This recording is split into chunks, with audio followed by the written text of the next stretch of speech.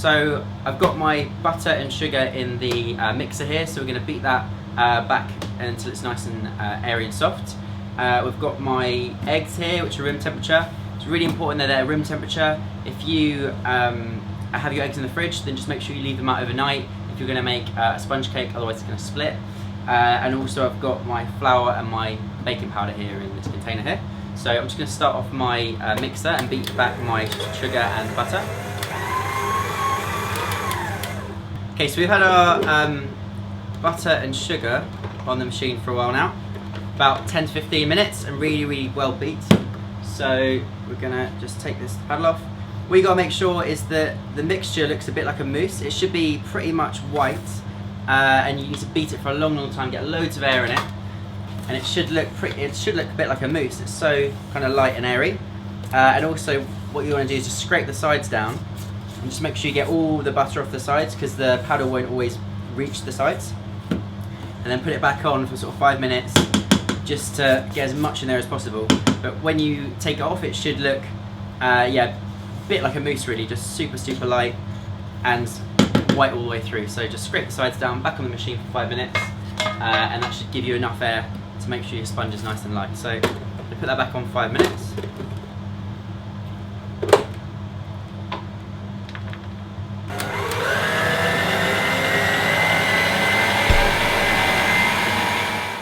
Right, okay, so now the mix is completely white, it's really airy, it's probably about 2 to 3 times more volume than when we started, about 2 times more volume than when we started, and yeah, bright white all the way through, and I've scraped the bottom down to make sure that there's no sort of residual butter left, and we're now ready to add the eggs.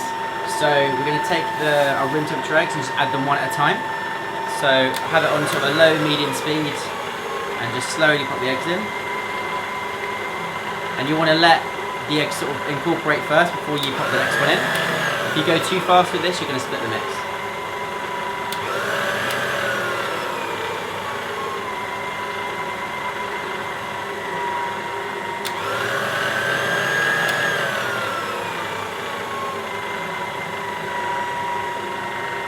And make sure as well you're scraping down the bowl, because you'll get a lot of mixture in the middle that are mixing with the eggs, but there's a lot that will cake around the outside.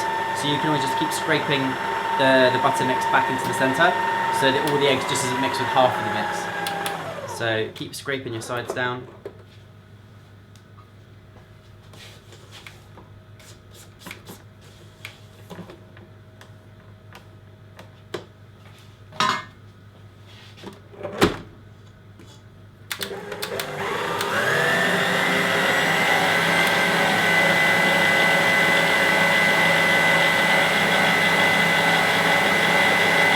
Then it's going to continue and then add all the eggs until there's nothing left.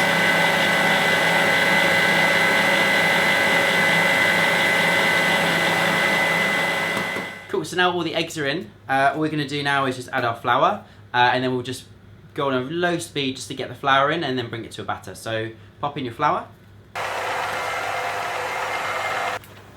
Okay, so now we've got our flour in. That's all incorporated. I've also scraped down the sides just to make sure there's no extra flour left on the sides of the bowl. And the mix is nice and smooth. And now what we're going to do is just take this off the machine. And then scrape down our paddle.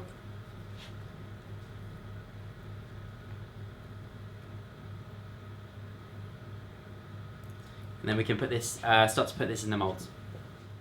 Okay, so now we've got our mix off the machine, I'm going to put it into our Victoria molds. So I've got some little Victoria sandwich tins here with a removable bottom, and I've just brushed the outside with a little bit of soft butter, and now I'm going to put the mix into the molds.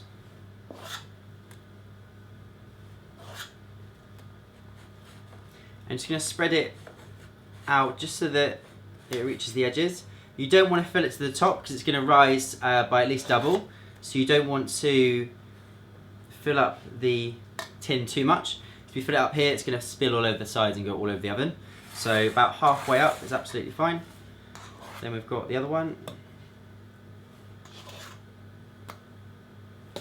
So about 3 big spoonfuls. And just push it out to the edges.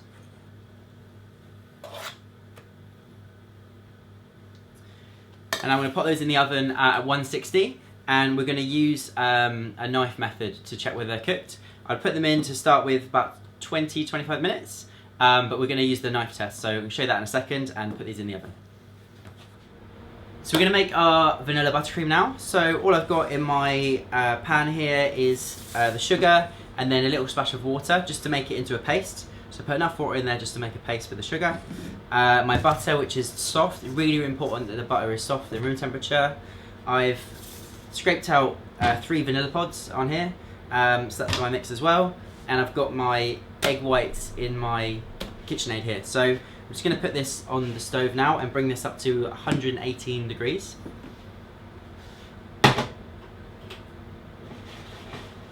It doesn't matter too much, you can go between 118 and 121, but try and stay within those parameters. Like, you don't want it to be any less than 118, but if you start going above 121, then it's going to start to, the water content will be quite low, and it will make your meringue too stiff. So pop down the stove, and we're aiming for sort of 118.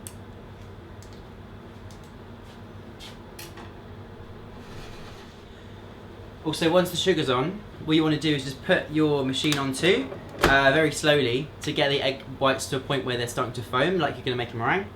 And that's needs to be ready for when the sugar's ready. So while the sugar's on, put the egg whites on a low speed, so they sort of start to foam, and just got to keep it there until our sugar's ready.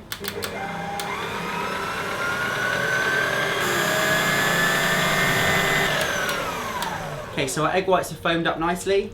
Our sugar syrup has just hit 118 degrees. So we're going to put this on very, very slowly and drizzle the sugar down the side without hitting the whisk on a low speed to make a meringue. So slowly drizzle it down.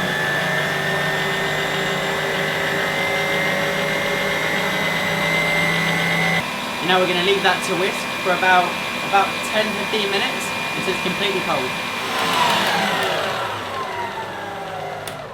Okay, so the mix is nearly cold now, so it's going to add the vanilla in. You can add this at any stage while it's mixing, but just don't have it in the egg whites to start with, because it will affect the meringue. But as soon as it starts to form the meringue, you can put the vanilla in, and then we're going to keep going until it's completely cold.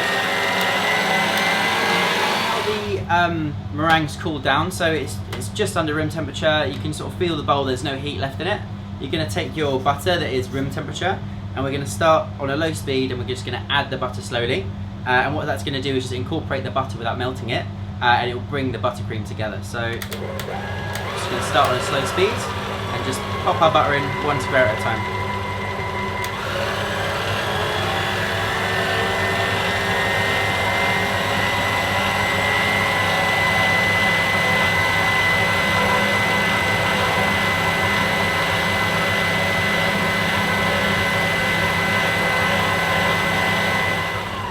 Once all the butter's incorporated, it should go nice and thick. So you're going to end up with a nice sort of thick mixture. And look a bit like that in there. So it's going to be nice and thick. It will come together so it looks like a pipeable mix.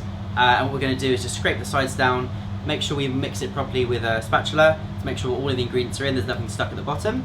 And then what we're going to do is pop it into this tray, a little bit of cling film on top, and leave it at room temperature. So you don't want to put it in the fridge. You can store it in the fridge overnight, but if you're going to use it, you need to make sure that it's been out for at least a few hours and it's nice and soft and pipeable. So we're going to use this today, so I'm going to put it in the container, cling film it, and just leave it at room temperature, ready to go. So that's the buttercream.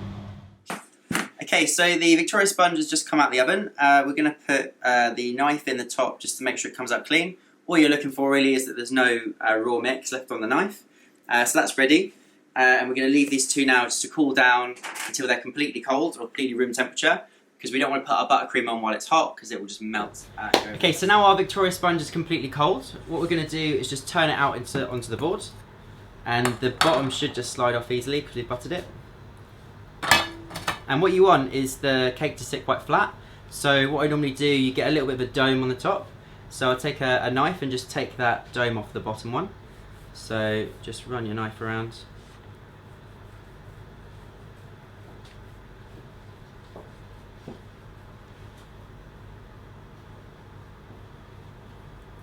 And that will just give you a much flatter base.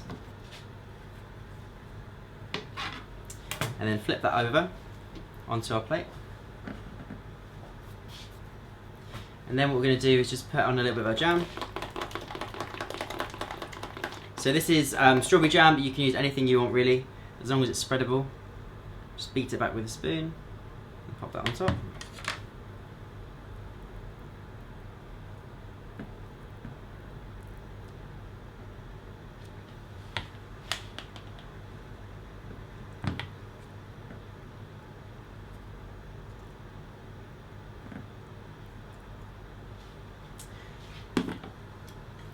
And then what we're going to do is take our buttercream.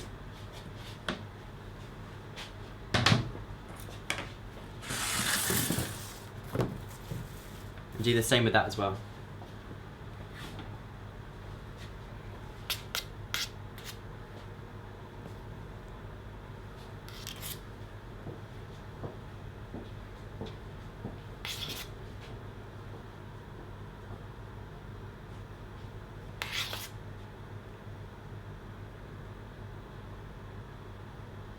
Just make sure you push out to the edges, make sure you get all the edges covered.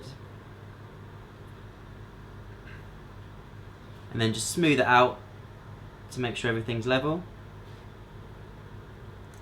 And then what we're going to do is we're going to put our top sponge on top. And just going to pop that on top. Just press it down to make sure it's all even, and then we're going to finish up with icing sugar, and it's ready to go.